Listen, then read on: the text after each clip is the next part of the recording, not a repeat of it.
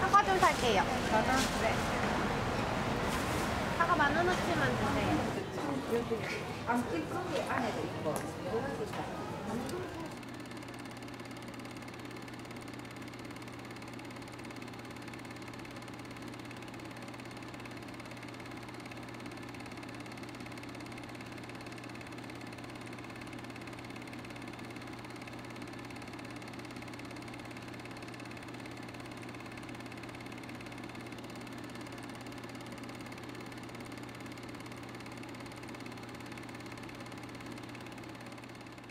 당시의 대통령은 이승만 대통령이었는데요.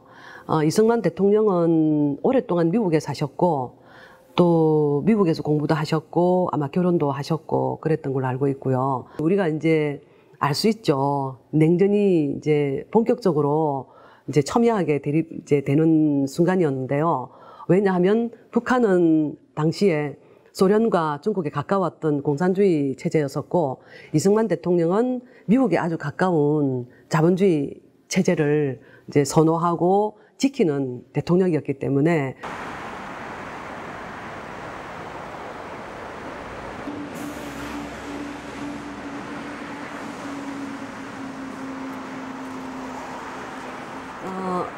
그러니까 아버지께서 본인이 3.15 때 그렇게 아주 열심히 데모를 하시고 또 그때 주변을 갖다 굉장히 주동적으로 이렇게 하신 거를 50년이 지나고 나서 말씀하신 거는 아마 그때까지도 계속 우리나라가 이제 반공 정신, 반공 어떤 형태로 이제 계속 그것은 이제 우리나라 국가의 법이 이제 그런 형태로 되어 있었기 때문에 함부로 말을 하지 못했거든요. 이제 제가 이제 가만히 생각하면 왜 그렇게 50년 동안 그걸 우리도 모르게 자식들도 모르게 감췄을까 생각을 해보면 아버지가 뭐 여러 가지 경위에 의해 가지고 본인의 정치적인 철학과는 달리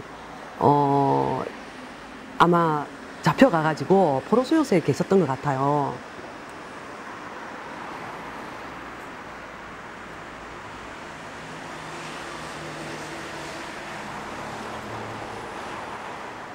나는 그런 데한테 재밌다가 뭐 그 자리 죽었지. 큰인데 내가 그때 35살 쌀 한 가마리 정도 말이지 내가 뭐 차에서 들었지 이런 정도에 내가 전부 병사를 했단 말이야.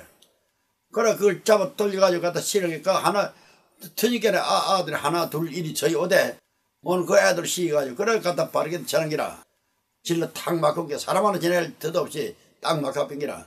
그런 이제 순서 오려건 차가 오더라 무조건 숨어가 있다가 차가 뭔가고 서거들라면 막 씨를 습격을 해라. 이래 나와놓고 이제 나는 철쭉으로 올라갔는 게라. 제가 그 쎄다 그렇게 올라가이라 이래 올라오라 해놓은 게 그런 이제 아들 한 7, 8명 올라와서 내한테 올라오고 정감 싣고 오는 차라. 그래서 그걸 딱 이제 너 전부 업지가 있거라.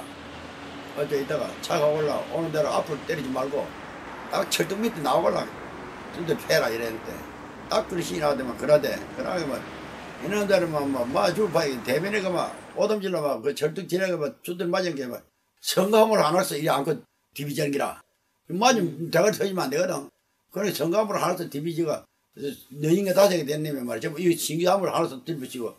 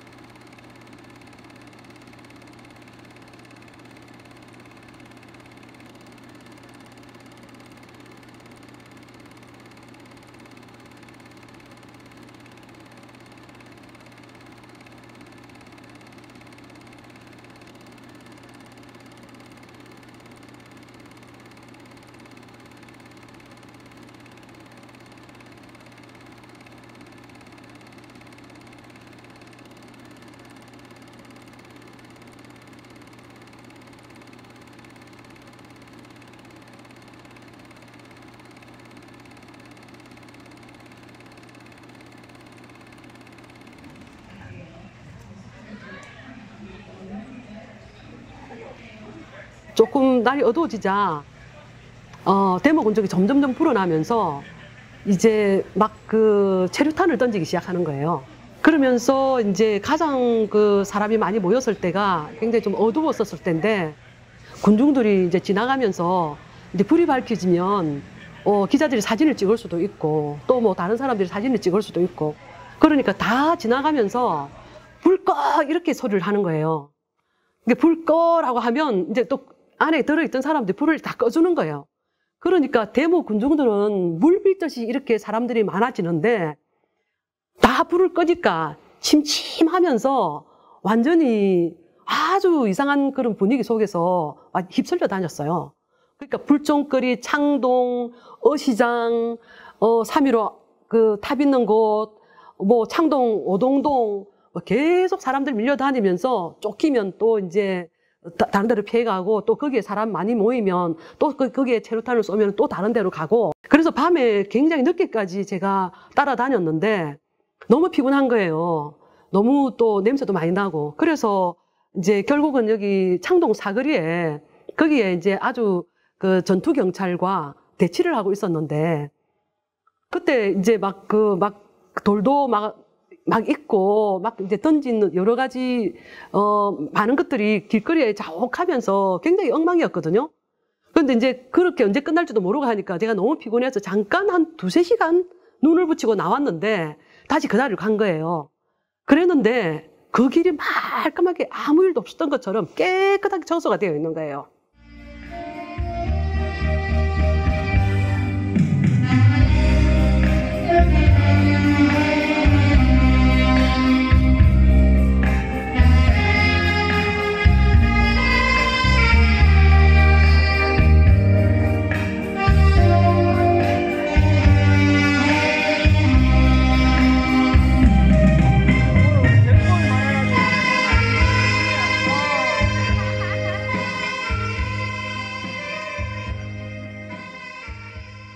김종철 씨와 주대한 씨는 굉장히 우리하고 가까운 사람들이었고 아주 집현전에 또 중심적으로 활동했던 분인데 특히 김종철 씨 같으신 분은 그분이 잡혀갔다고 하니까 이제 자꾸 이제 사람들이 잡혀 들어가면 이제 이게 집현전이 이제 발각이 될 거고 그러면 굉장히 위험하다는 생각을 했었고 또 이제 한편으로 마산에서는 이제 제 친한 친구인데요. 그 최갑순과 옥정혜, 그 다음에 저희과 후배인 정인권, 그 다음에 박인준, 그리고 정성기, 이 5사람이 이제 투옥이 잡혀갔다고 하더라고요. 이거 어떻게 해야 되지? 이거 빨리 피해야 하지 않을까? 뭐, 내가 만약에 또 뭐 이런저런 연유로 잡혀가는 거가 별로 문제가 안 되겠지만, 뭐 그렇게 되면은 뭐 고문도 당할 것이고, 그러면은 또 알지 못하게 여러 사람들이 피해를 입을 것이고 그런 생각 때문에 굉장히 그 당시에는 불안했었고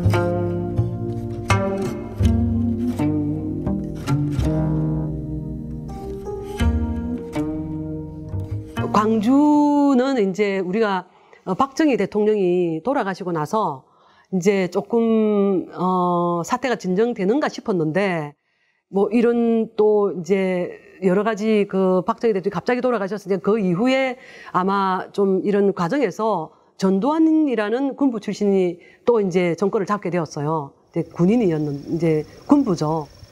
근데 이 사람은 이제 그 정권을 더 박정희 대통령보다 더 군부 독재에 가까운 어떤 그런 그 태도를 가지고 있었는데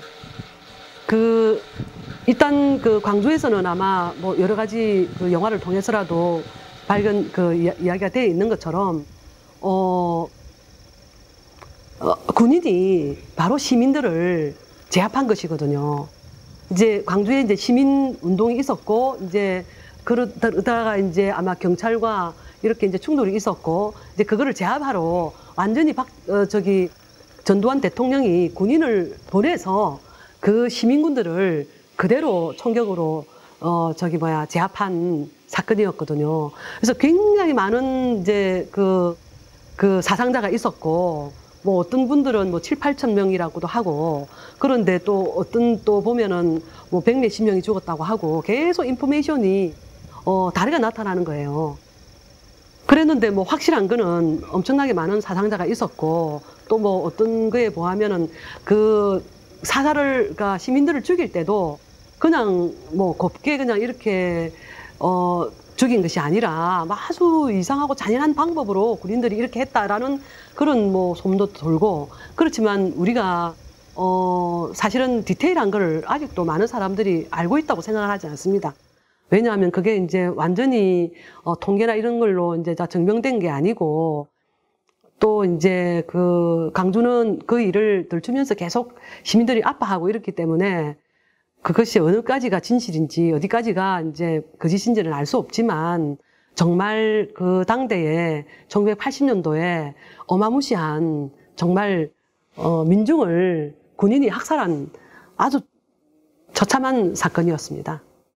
제가 나타났을 때 제가 알기로 그 서익진 씨가 그때 휴가를 나왔어요. 근데 휴가를 나왔었을 때 우리가 이제 같이 조금 친하기는 했었었는데 같이 이제 광주를 구경을 간 거죠.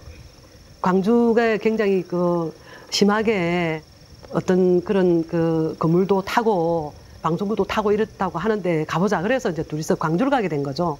그래서 사실 뭐 만나게 된 거는 광주 사태가 일어나고 그 전으로 해서 좀 더 사이가 깊어졌다고 할 수 있겠습니다.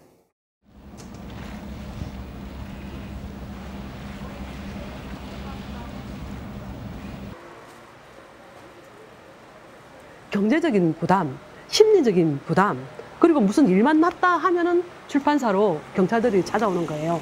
그리고 조사하고 막 뒤져가고. 그런 어떤 스트레스를 계속 받으면서 사실 출판사를 한 5년 이상 저희가 이제 유지를 하면서 저는 사실은 좀 질릴 대로 질렸던 거죠. 그러고 나서 이제 87년도에 6월 항쟁이 일어나고 나서 군부 독재에서 반군부 반시민인 노태우 대통령이 당선이 되고 6.29 선언이라는 게 생기죠. 근데 6.29 선언으로서 이제 우리나라가 완전히 완벽한 군부 이제 독재는 벗어났고 이제 앞으로 이제 시민 정치도 이제 가능하다라는 게 보이고 나서 여러 가지들이 많이 풀렸죠.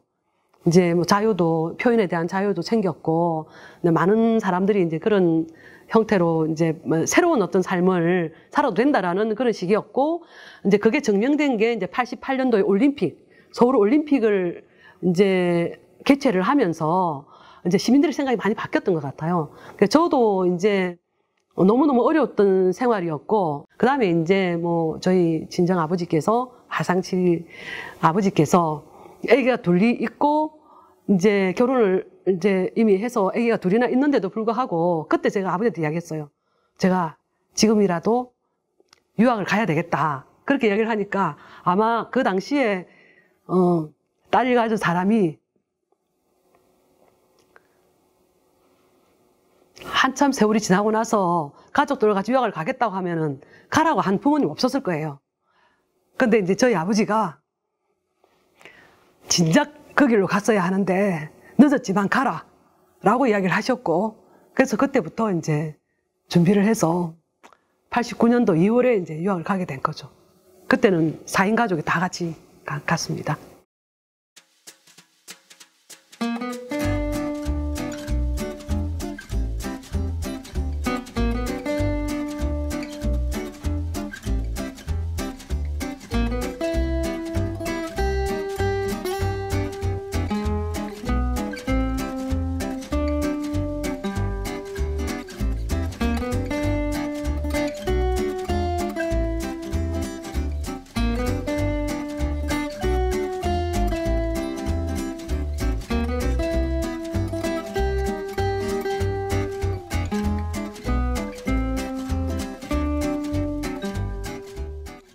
C'est ambiance avec des étrangers et vraiment à nos jours la diversité culturelle doit être vraiment à sa place, bien définie, bien protégée et bien comment dire, reconnue quoi.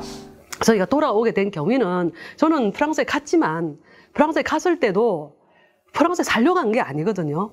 일단은 제가 제일 큰 제가 프랑스 간 것은 그 당시에 너무 침울하고 우울하고 그 해결책이 없던 삶을 좀 종결시키고 싶었던 이유가 있었고, 그 다음에 또 하나는 우리가 그렇게 노력해서 만들어진 한국을 좀 객관적으로 보고 싶었어요.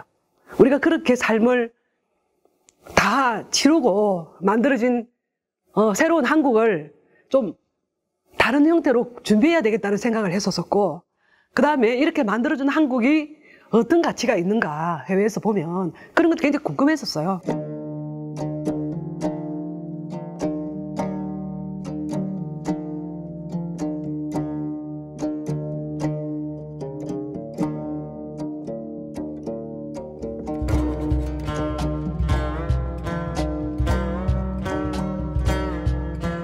그러면 방학에 이제 한 달 조금 넘잖아요. 그때만 계속 훈련해가지고 이제 학교를 올라가기 전에 그 연극을 공연을 하는 거죠.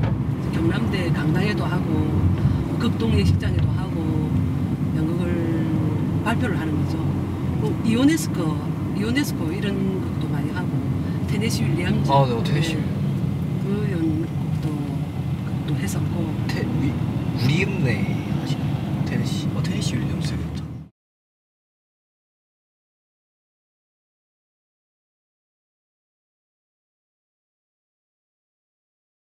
뭐 파출소 나온도 파출소로 가면 제비가 씹어서 불임 시작을 해서 뭐 바로 시절을 안 찐데 시절 들어가게 딱 그때도 내 온처라면 내 온처인데 갔는데 해가 다 졌었는데 어둡질 할 때는 10시 반이나 이리 되지. 그러고 가니까 못 들어오고 하니까 순차가 이제 소방차에서 모자 테를 딱 내놓고 전부 완전 보장해갖고 총을 들고 전부 서가지고 내가 들어가려고 못 들어가고 하는 게라. 와, 못 들어가요. 선거 개표 구해라고 하는데 와, 못 들어가고 하는 게 안 된다 그래. 그거 안 나고 난 들어가려고 하는 게 안 된다 하는 게라. 꼭 못 들어가는 게라. 그러자 생활하고 있는 차에 아들 하나 오고 둘이 오고 자꾸 오다가 난저보게 꼭 못 들어가고 하는 게 뭐 돌리기 시작하는 게라. 그 돌리기 시작하니까 저놈들은 뭐 난주 허총을 쏴다가 난주는 뭐 자꾸 돌이 심하게 허총 쏴기 심하거든. 심하게는 뭐 알총을 쏴졌지는 게라. 들이받은 전봇대는 아름드리로 엄청난 크기였는데 그것이 세동강이 나 있었고 길바닥에 늘어져 있었다. 나는 주변의 학생들과 시민들에게 늘어진 전봇대를 옮겨 일단 길을 막도록 했다.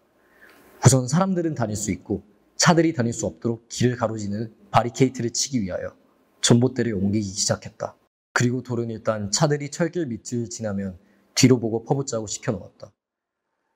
당시 학생들은 학생들보다 나이가 많은 그리고 힘이 센 아저씨의 말을 잘 들어주었다.